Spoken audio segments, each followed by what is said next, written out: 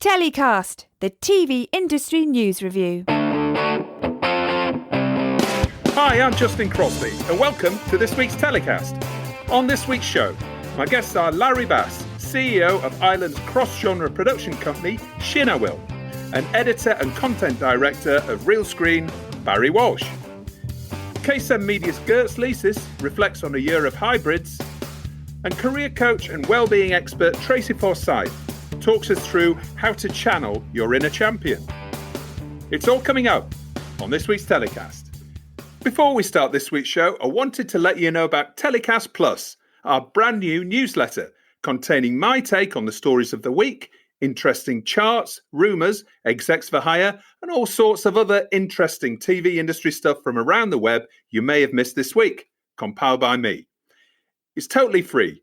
Just sign up at telecast-podcast.com. That's telecast-podcast.com. And it'll drop into your email inbox every Friday. You'll also find that link in the episode description. Sign up now and we'll see you in your inbox every Friday. So on this week's show, I'm joined by Larry Bass and Barry Walsh. Larry Bass is founder and CEO of ShinAwiL, one of Ireland's leading producers of both scripted and non-scripted content. ShinAwiL both creates formats and also adapts some of the world's biggest TV brands for Irish audiences, including The Apprentice, Dragon's Den, MasterChef Ireland, The Voice of Ireland, and most recently, Dancing with the Stars Ireland. And Barry Walsh is editor and content director for Realscreen and has served as editor of the publication since 2009. As content director, he also oversees the development of content for the brand's market-leading events, the Realscreen Summit and Realscreen West, as well as new content initiatives. Welcome to the show, Larry Bass and Barry Walsh. Hi, Justin. Hey, Justin. Thank you very much for joining us this week, guys. Larry, starting with you. So how are things in Dublin? Are you currently in lockdown over there? The whole country was in lockdown until December the 1st, but we're on a 5-stage government protocol in relation to COVID. So level 1, 2, 3, 4, and 5. We were all in level 5. It's now level 3, which means that on Friday this week, the pubs that serve food can open, which is very important in Ireland. Yes. I mean, it's like in the UK, in certain tier levels, you can go to the pub, but only to have in inverted commas, a substantial meal. But I don't know. Is that the same in Dublin? Yeah, no, correct. All over the country. And it's not only in a country that's sort of social life nearly revolves around the pub. Unfortunately, a lot of, especially the country pubs in Ireland are suffering because they're, just where people meet and greet and talk and gather. And that's the tradition and norm here. It's only really in the city pubs where they cater to a maybe a lunchtime trade, and they have restaurants and they have food menus that are the pubs that can actually open. Obviously, restaurants, everything's been closed, but now restaurants and pubs that have what they call a proper kitchen, because in the previous relaxing of the lockdown, some pubs were trying to get around the rules and allowing you order in a pizza or other such like things. But basically, it sounds similar to the UK, substantial meal, and you can only be in situ for 90 minutes. So it's tight. I've been to Dublin, had some great nights in the bars there, as I'm sure many people have. And I have to say, surely a pint of Guinness does count as a substantial meal in its own right. I don't think in this time it does. But, the good news is that maybe in the new year we'll enter a world of vaccines, and even production may start getting back to a norm. I think it's been incredibly difficult for everyone in production. We've had to struggle on, unlike the UK. I think a previous telecast I listened into, one of the heroes talked about was John McVeigh and the ability for PACT to lobby government to bring in a substantial industry-wide COVID insurance plan. Unfortunately, we don't have that here. We do have a very basic cover for scripted shows that are funded through the Irish public sector. So Screen Ireland funded programming or RTE funded programming has a very limited COVID cover, but general production, unfortunately, not. So the COVID protocols that the Screen Producers Ireland introduced with the production community here are in play, both at live action, scripted and factual program making. So it's meant that the sets are unusual. They're unusually quiet in that you minimize the amount of people around the camera.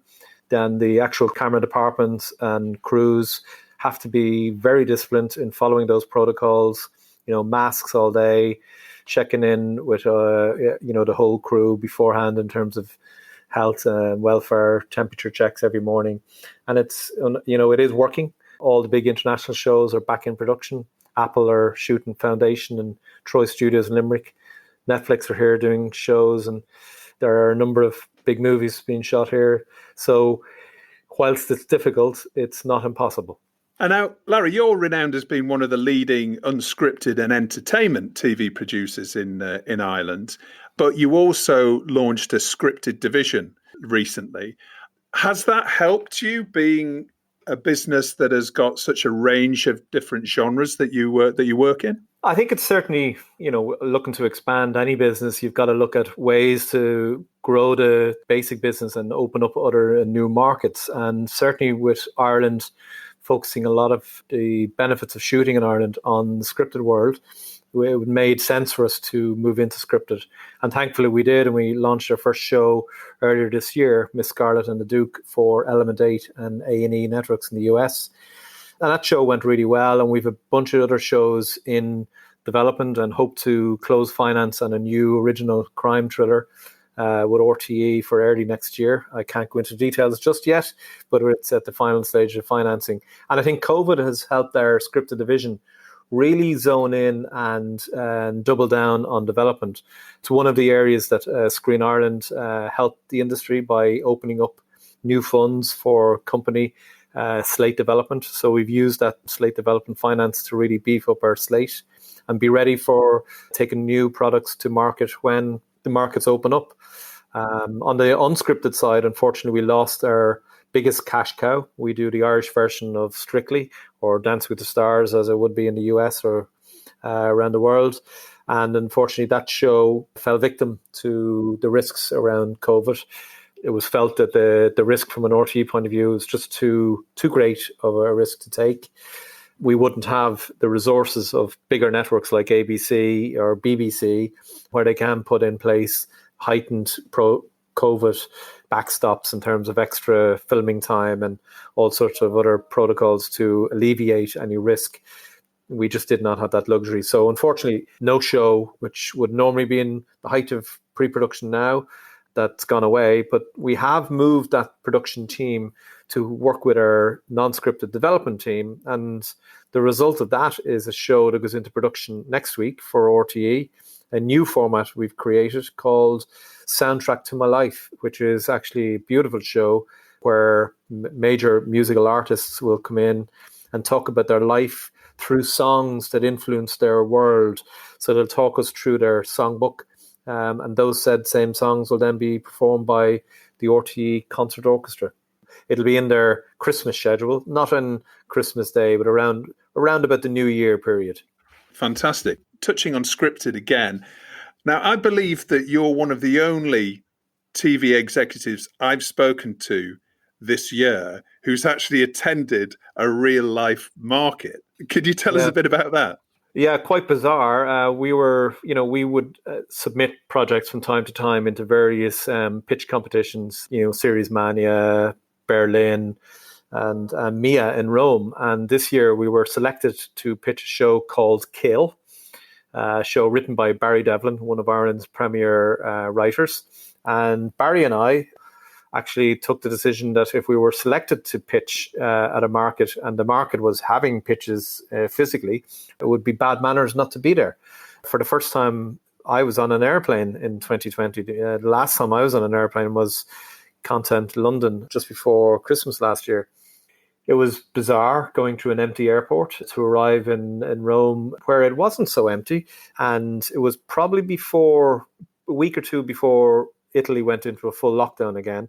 And whilst the market was very conscious of social distancing and making sure that you had to wear masks. In fact, unlike Dublin, you actually had to wear a mask anywhere you were in public, whether you're just walking down the street or a bus or a train or taxi, even inside the hotel. I forgot my mask one morning, went down for breakfast and was swiftly told to go back and get my mask. I think that level of mask wearing certainly helped to allow the market go ahead. There wasn't as many people as would have normally been at MIA, but I have to say that the physical pitch went ahead. Maybe 80% of the people due to pitch on the scripted drama side were there. A huge amount of the documentary side were there. And like all of these markets, it's only by being there you realize the opportunity in talking to other like-minded producers. And we're now in discussions with an Italian company on documentary that they actually pitched, which we believe we can help add value to. So it was great for a change to once again meet executives from networks and also talk to other producers and be able to go out and have a bowl of pasta and a glass of wine together. Help the sanity. But I didn't really enjoy the 2 weeks I had to self-quarantine when I came home after. Of course, it's a big price to pay, but I think many of us probably would pay that price if we would got the opportunity of a real life market. Barry, welcome to the show. Any snow there in Toronto yet? As it happens, Justin, today is the first day of real tangible snow, and my kids were super excited. They dove out into the front yard and without boots and had at it. So yeah, we've got it. Barry, obviously, Realscreen must have been an interesting year. The last time we saw each other was at the summit in New Orleans, which was, I think, for many people, the last real life industry event that we'd attended. Looking back at the year and reflecting on the year in the unscripted industry, many people were predicting a golden age with drama production shutting down across the summer and, new challenges coming in terms of various other protocols, some of which that Larry mentioned earlier on. Is that what you've seen? Has there been much evidence of this golden age of unscripted across the year? I'm always reluctant to use the term golden age because gold tarnishes in time. But I think it's definitely increasingly healthier. As everybody knows, there are new platforms emerging practically weekly, and so that means more buyers. It does seem like over the last couple of years, Netflix has really found its footing in terms of unscripted and broadened its offering. So there were genres that perhaps they weren't in before within unscripted that they've really made quite an impact on, dating, lifestyle, etc. Amazon is increasingly playing in the field in different territories. HBO Max, when they launched, they were very aggressive when it came to unscripted in terms of commissioning and acquisition. And many of the big commissions out of the gate for HBO Max were unscripted. With Molly Thompson on board heading up docs at Apple, they seem to be reawakening after what seemed like a dormant period in terms of unscripted and documentary. I mean, in terms of cable and broadcast, things are ticking along. There are definitely challenges on the cable side, which we will probably get into a little bit later. But, certainly global formats are enjoying a bit of a boom and are in vogue with what's happening with the pandemic. With this pesky pandemic impacting scripted production, as you say, there's been a wide increase in demand across the board. So fact-end, unscripted, archive-led content, it's all seeing an uptick. So it's probably I'm not going to say it's a better time to be an unscripted producer than a scripted producer, but I would say the force is with you if you if you are in the unscripted side. I mean, there's still challenges, as Larry pointed out, with their version of Strictly, producing shiny floor shows, producing natural history, producing travel programming. All of these things have logistical issues that really need ingenuity and innovation and a little bit of luck to to get over. But certainly producers, if anybody, the production community is adept at finding those solutions. And we've seen, obviously, the rise of AVOD, really. I mean, AVOD's been around for a little while now, but presumably a number of production businesses and distributors have been reaping the benefits of this new emerging way of consumers enjoying programming without having to pay cable fees and any other fees. I mean, there's whole channels dedicated to show brands, essentially, now. So I guess if you're a producer with a good, healthy catalogue, or a distributor, of course, as well, then that's something that's really been helping out as well. We'll see what happens with HBO Max, and they were saying that there's going to be a potential AVOD offering in 2021. They're on track for that. It's definitely exploding. I think YouTube kind of coming back into that area is certainly helping, and there seems to be healthy commissioning happening on that front as well. We'll see, as of this taping, the big reveal for the Discovery streaming service has yet to happen. That's going to be happening tomorrow, and we'll probably talk a little bit more about that, but we'll see if there's any sort of AVOD plans in that area as well. We've discussed a little bit the Discovery streaming service on the show a couple of times before, and there's maybe a bit of a sense for some people that it's quite late and it's going up against these big established players. But let's see, maybe the AVOD is the way in for them. And I've seen in the UK that they've done a deal with Sky, where Sky Q subscribers can get a free year's subscription to the Discovery platform. So that's going to be interesting. So obviously this time of year, anybody in the unscripted business really starts to turn their head towards January and the Realscreen Summit. Now, we've seen lots of different virtual events in the TV industry calendar come and go this year, some more successful than others. Having seen those, what learnings are you taking into next year's summit?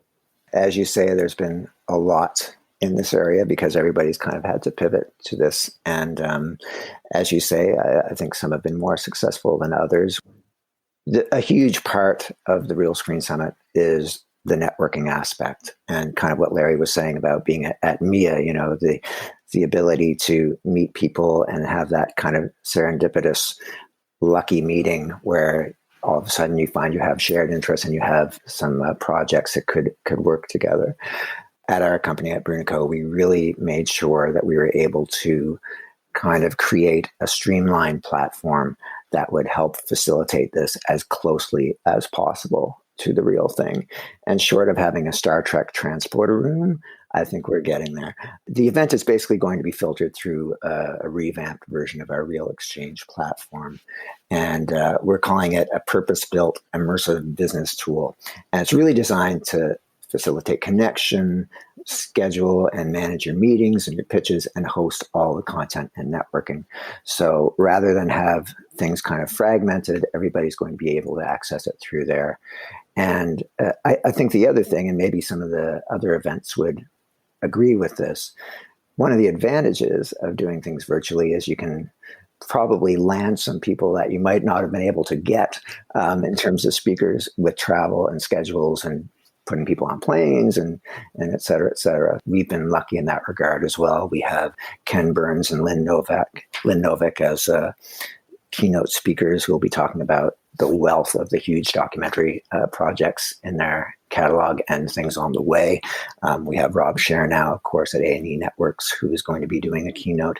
And this might be a bit of a scoop for you, Justin. I don't know. We have Suzanne Daniels, who has a global original content at YouTube, who's going to be doing a keynote presentation as well. Great. And we're still more things to be announced. So, all right. That sounds great. I mean, I have to admit, I'm missing going back to New Orleans. I've really enjoyed my trips there. I think I'm right in saying that Realscreen Summit 2022 will be in Austin, Texas. Is that right? I guess we won't be going back to New Orleans now. As far as I know, the plan is still ahead for Austin. So certainly looking forward to that. And, definitely I agree. It would have been wonderful to be in New Orleans. That was such a magical location in a magical town. And I have every indication that Austin is going to be similar. I've not been, but I've always wanted to go, especially with South by Southwest being there and the huge music and food culture. So it's going to be a lot of fun. No, I'm looking forward to that. That's going to be fantastic. So now it's time in the show for Story of the Week, where my guests get to highlight the TV industry news stories that's caught their eye in the last 7 days. Larry, what's your story of the week? I thought it would be a shame, Justin, to talk to somebody from Ireland without bringing you an Irish story of the week. Well, I would expect nothing less from you, Larry. And this week, I have to say, one of the stories which has probably brightened up a lot of people's lives is a show which has been the longest running chat show in the world, my understanding is, the Late Late Show. It's an institution here in Ireland, a weekly chat show that's only ever had 3 presenters in its long career. And the current presenter, Ryan Tubridy, presented this year's annual toy show.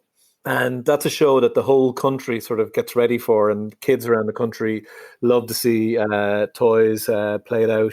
And it's just a unique type of show. You have to see it to understand it. But last Friday, obviously the country was in lockdown, and the Late Late Show has continued all the way through lockdown without audiences and a lot of people virtually coming onto the show. But they managed to put together a spectacular kids show, live pre-records and everything else, and they managed to get an audience of 1.6 million people in a country of a population of 4.9.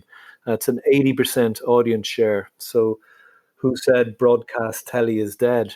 Yes. And it's not a telethon, it's literally a show. It's an entertainment show where they highlight toys. And the unique thing about the toy show is they allow the kids road test all the toys.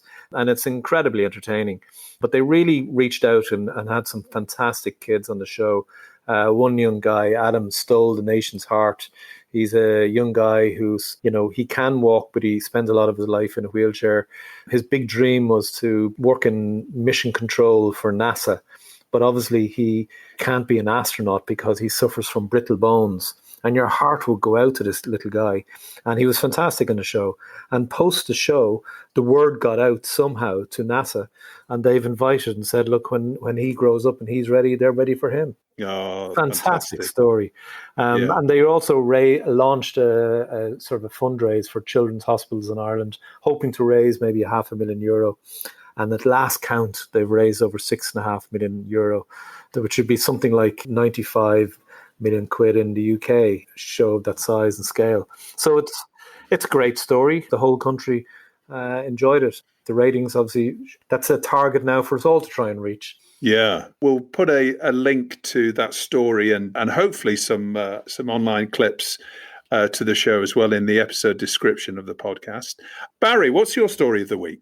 Well, we kind of tipped our hat to it a little bit earlier, and funnily enough, it hasn't actually happened yet. It's happening tomorrow, so we're gazing into the future.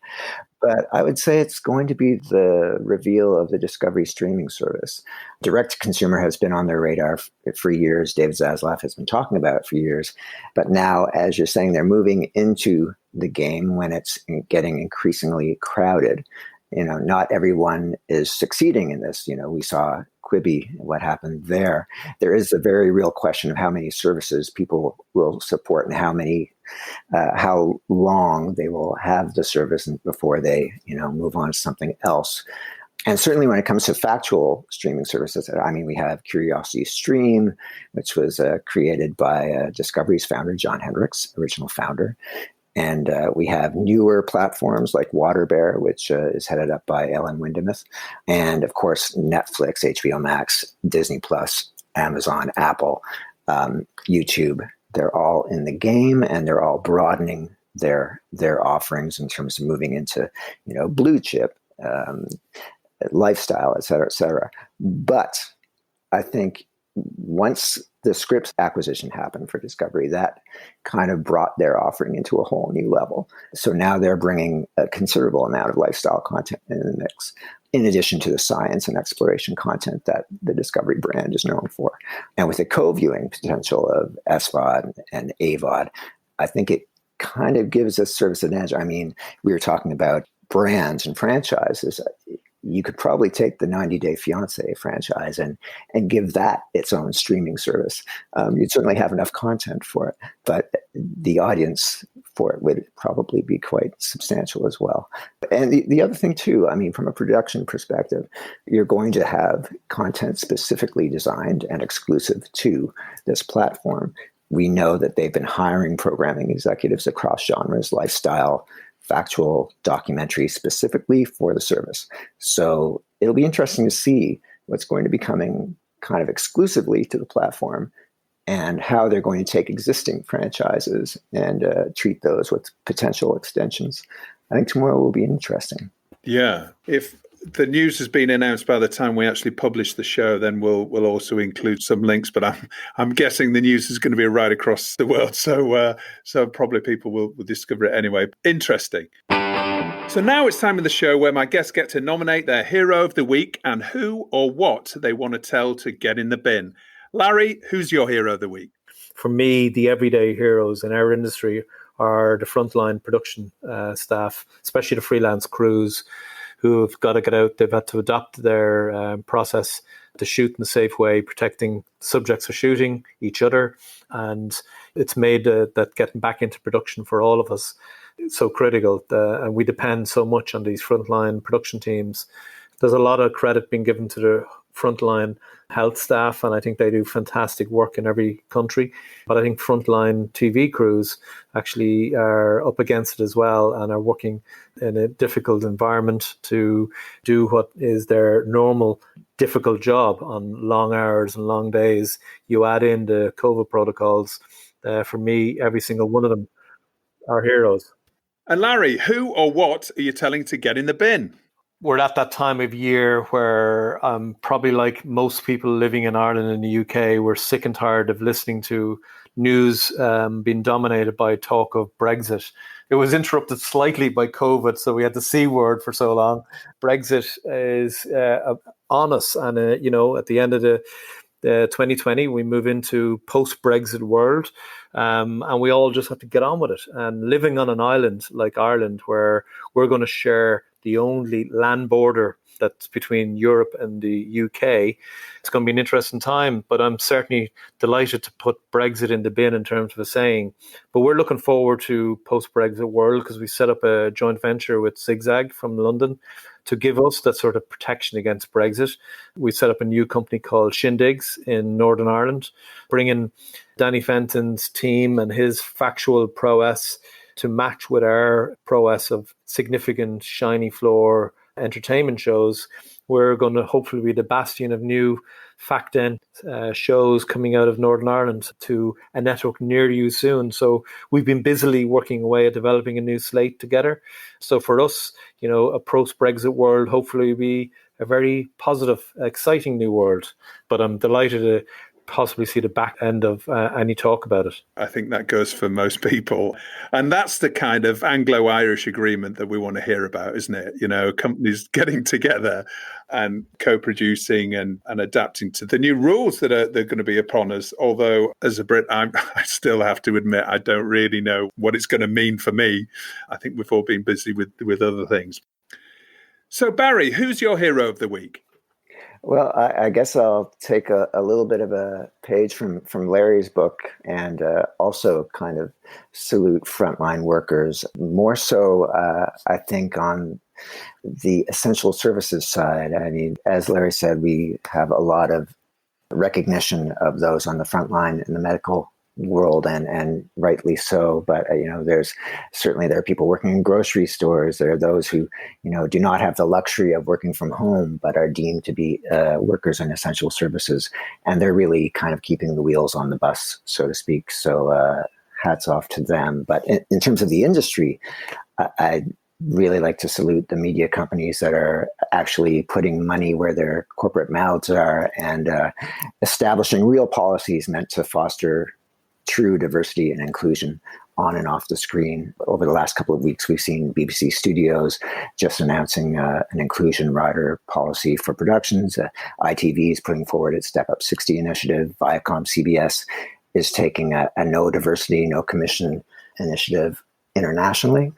All these are pointing in the right direction, and it's a long overdue move, but at last it's happening. We've seen 2020 has been a year of real change in that aspect, and hopefully 21 is going to be similarly so. And Barry, who or what's going in your bin? Well, I mean, there's a lot to bin this year, but I don't know. I would say if you spent any appreciable time on social media, I think you'd agree that this year has really kind of amped up the aggression. And I think it's really been the year of virtual vitriol. So I would probably bin the aspects of those technologies that encourage us to be our worst selves. I mean, perhaps it's anonymity, the lure of anonymity, or the lack of quote unquote moderation. But I mean, I can't help but think that we're doing real damage to ourselves as a species in ways that will probably become more and more apparent in the near future as we continue to lash out at each other virtually. And I can only hope that we're going to have a kinder and gentler world come 2021. That's a great note to end on. Here. Larry and Barry, thank you so much for coming on the show this week. Really enjoyed chatting to you both. Larry in Dublin and Barry over there in Toronto. Hope you guys stay very well. And I guess we'll be seeing you online at the Realscreen Summit. Yes. Come one, come all. Thank you, guys. Thank you, Justin. Cheers. And once again, it's time to catch up with our resident wellbeing expert and career coach, Tracy Forsyth. Hi, Tracy. Welcome to the show again. Thank you, Justin. I'm happy to be here. What are we talking about this week? This week, I really want to talk about why I think losing your job or being out of work doesn't mean losing your value and your worth. And it's something that I had to find out the hard way. And I'm not going to lie and say it's an instant lesson, but it's something that I think everybody should be aware of because we're going through really, really tough times at the moment in the content industry. And I know that there's going to be a lot of very, very self-critical overachievers out there who are feeling really, really rotten about themselves. And I want to make sure that they are not blaming themselves or feeling that it is down to them. Well, it's difficult, isn't it? I mean, it's an emotional thing, and you do tend to tie lots of your own identity into the job that you have. So when you are made redundant, and I think everybody can potentially expect to be made redundant sometime in their career, it's not the end of the world, and actually it can be something really, really valuable to set you on a new path to new experiences and new opportunities. It often is going to feel painful. And in a way, it's like a process that you have to go through and accept that, you know what, I'm going to feel rubbish for a while, before something picks up, because that is the type of person that I am. I want to be useful, and I want to be able to be in an arena where I can demonstrate my skills. And if that's taken away from you, it's very, very hard to feel happy. There's just a couple of just big points is that when I first got into coaching, I learned the difference between being internally validated and externally validated. So that was all kind of like gobbledygook to me in the old days. But what I really realized is that so many of us in the content industry and beyond, to be honest, are externally validated. We have all our self-esteem and self-worth wrapped up in our job title and our salary. And because in the content industry, it can be a fast-moving industry where if you're freelance, you go from one job to the next job to the next job, etc. You tend to focus kind of your sense of achievement on what job you got and how well you did, what the feedback is. And the danger there is that you're not in control all the time of somebody giving you a job or what somebody thinks of you. And so if those things are taken away or not given, then you're there sort of high and dry. So today I just really wanted to talk about just kind of like raise the point about self-worth, and that even if you don't have a job, whether that's through redundancy or scarcity at the moment, it doesn't mean that you are without the huge amount of value that you have. So I'm just going to relate it to my own experience because I've been there and done that. So when I was a freelance TV exec, I got this most amazing job. It was a maternity cover for a commissioning editor role at the BBC. And I loved it. I loved the work. I loved the fancy title. I felt super important. I was a commissioning editor now, in charge of lots of different programs. And obviously, like anybody doing maternity cover for a dream job, you hope the new mum would decide not to come back so I could keep the role permanently, but she did. And after 9 months of being in that job, I found myself out of work. And, I wanted to be a commissioning editor again. And you can imagine how competitive that is. Previously as a freelancer, because I'd always been freelance, I had hustled and bounced from one role to the other, only taking breaks if I knew that the next role was lined up. Somehow it had all sort of worked out, But this was the first time that I was out of work for what would be 3 months. Now, I know that doesn't seem a long time now that we're in a global pandemic, but back then there was no pandemic. So for me, it felt like a very, very long time. And during that time, I was absolutely miserable. I just felt worthless because I couldn't get a job.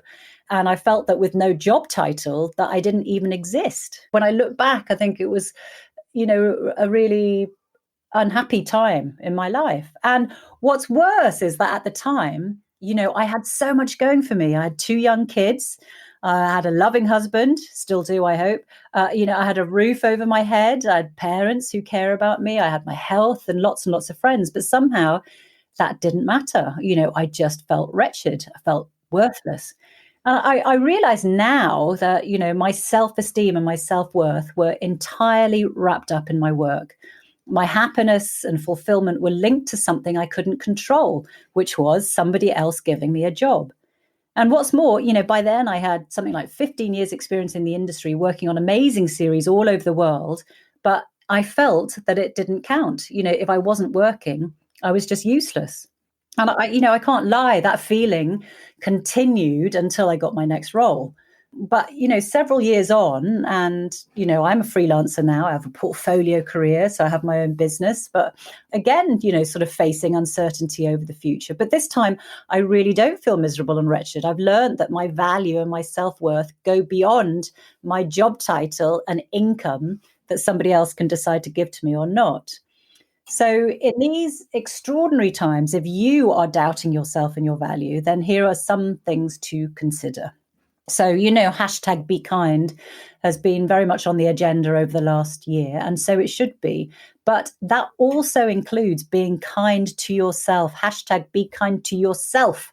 Practice being kind, compassionate, and encouraging to yourself as if you were somebody else. Most people would not treat other people the way they treat themselves. So just imagine, you are a different person. So instead of beating yourself up and knocking yourself down so hard and blaming yourself, pretend that you're somebody else and see how you talk to yourself then. So if you knock yourself down, the harder you knock yourself down, the harder it will be to get back up again. So really just practice kindness, compassion, and encouraging to yourself. Yeah. And that will increase your mental resilience. And remember that you work in a very competitive industry. That's really good in one way because it means we've got lots of exciting people to work with. But the fact that you've worked in this industry at all means that you are already talented, hardworking, and driven.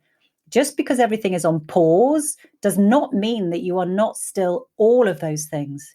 You are talented and you have huge value, even when you are unemployed. At the moment, this time, it's really not you. It's the situation.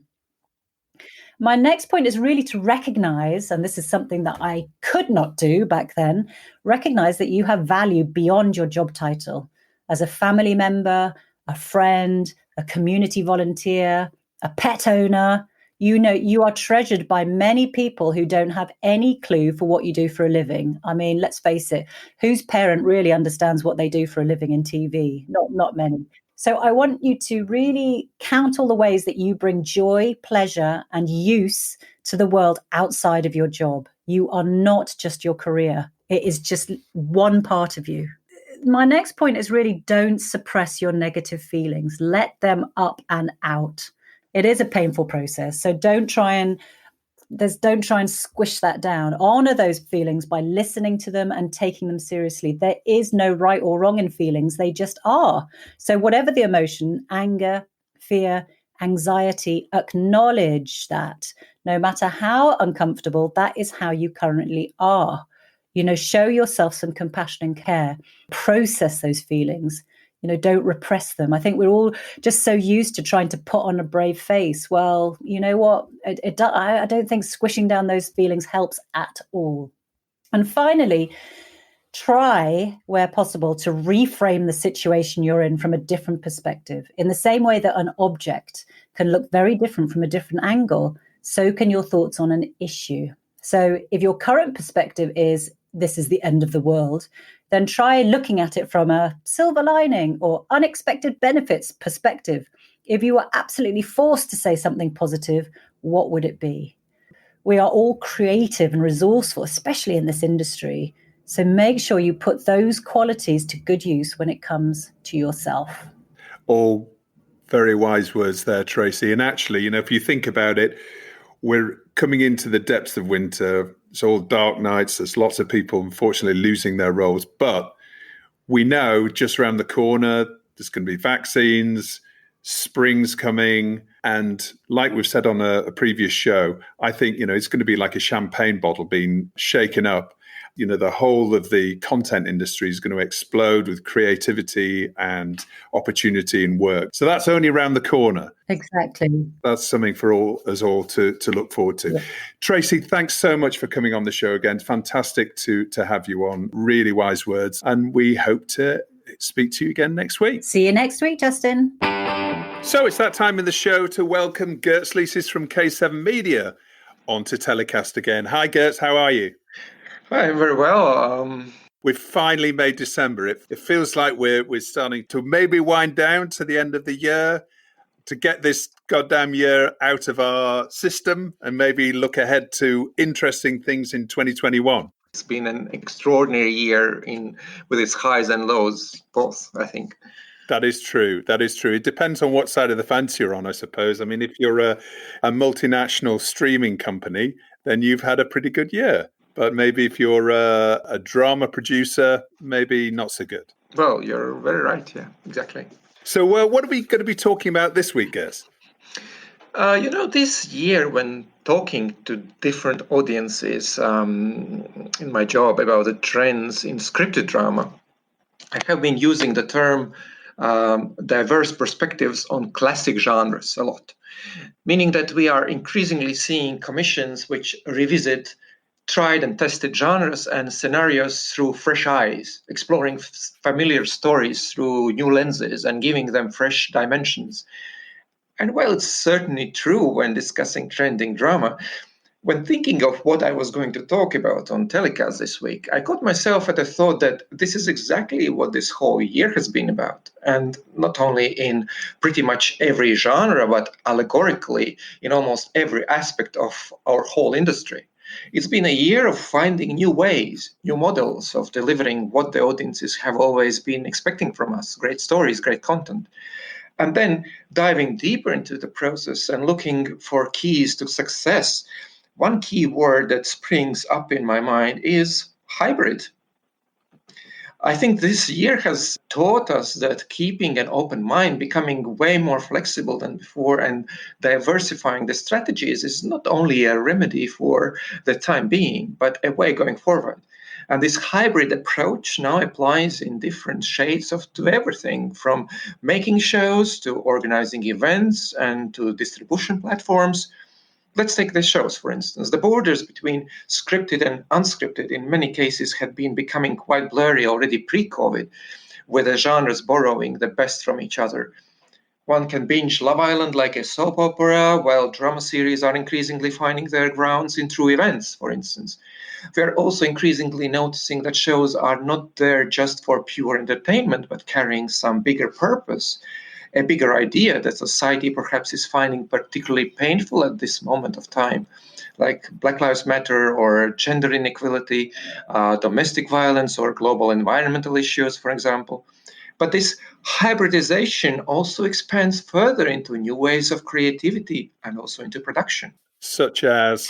Well, one example, the mix of physical production and computer-generating imaging used in the production of movies and series during pandemics when making an effort to visualize scenes which wouldn't be possible to shoot physically due to current epidemiological restrictions.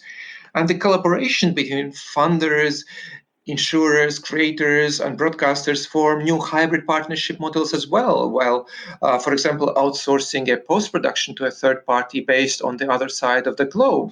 Sounds like a new international co-production hybrid without the need of crossing physical borders.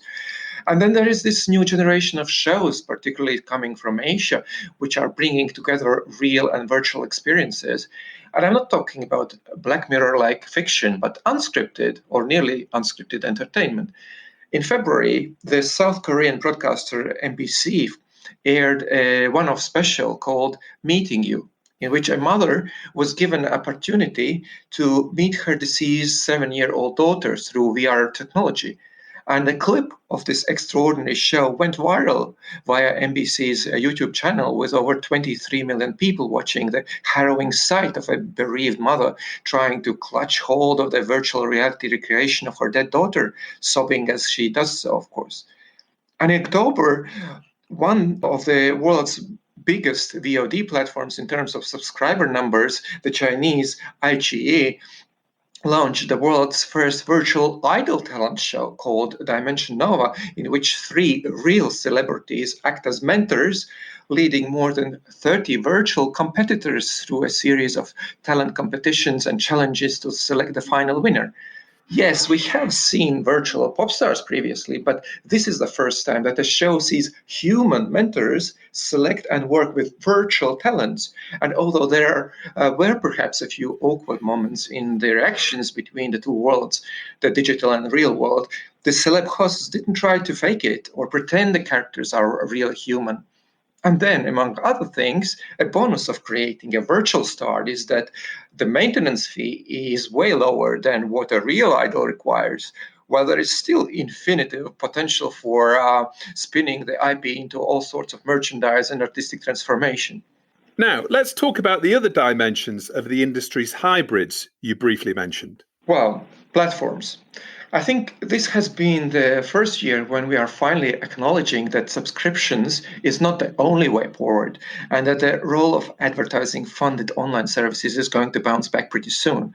In the US, there is even a special term, subscription fatigue, describing how escalation of paid subscriptions has caused awareness among consumers whose attention span and wallet are not infinitely expandable.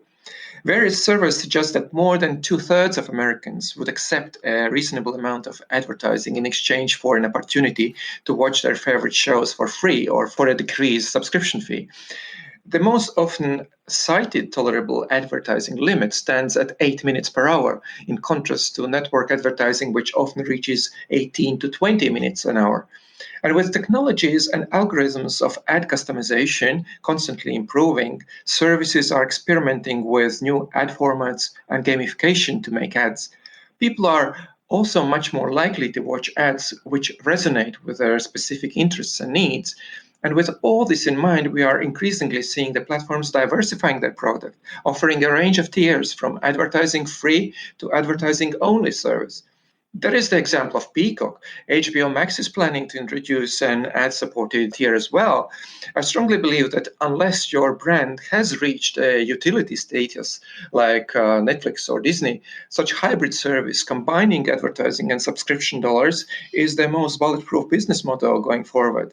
And then, if looking further ahead, I think that this hybridization will not only continue by establishing new video partnerships and aggregators, but also by combining video services with gaming and with streaming of music into like a one-stop shop for digital entertainment. And at the beginning, you also mentioned the term hybrid in respect to events as well. Yes, exactly. While virtually first events, mostly born this year due to restrictions, will continue to provide a new way of communication and deal-making, the major, long-established traditional ones, and I mean such as markets, festivals, screenings, or conferences, are going to offer a mixed experience, a choice between physical, on-site, and virtual, depending on the preferences and circumstances of each specific participant. And I think that the decision-making on participation is going to go far beyond just being cautious about your health and well-being. It's first and foremost about doing business in the most efficient way, right? And every case is different, of course, but I think that many have found this year eye-opening in terms of using both personal and business resources as efficiently as possible. And here I don't mean just money, but for instance, time spent traveling and many other things influencing someone's productivity, from fluency in using technologies to fatigue from a jet lag, for instance. So same as the viewer experience is becoming increasingly customized, the same is going to happen to participation at industry events, I think. So 2021 is the year of the hybrid across the whole of the industry, right? Yeah, I think so. Let's look forward to it. Absolutely. Well, I think we're all going to look forward to a fresh start in 2021. I can't wait to have you back on the show very shortly, Girts, to maybe talk a little bit more about what we can expect next year. Okay, agreed. Well, that's about it for another week's show. I hope you enjoyed it. As always, thanks for listening.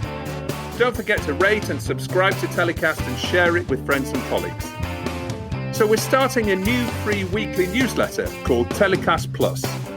We aim to make it the most useful thing coming into your inbox every Friday. It'll be packed with interesting TV industry stories of the week you may have missed, jobs news, execs available for hire, Tracy's tip of the week, and more insight and opinion you can shake a stick at. And all completely free. Just visit our website to sign up at telecast-podcast.com. That's telecast-podcast.com. And there's also a link in the description to sign up as well. TellyCast was edited by Ian Chambers and recorded in isolation in Ilkley, West Yorkshire. Until next Thursday, as always, stay safe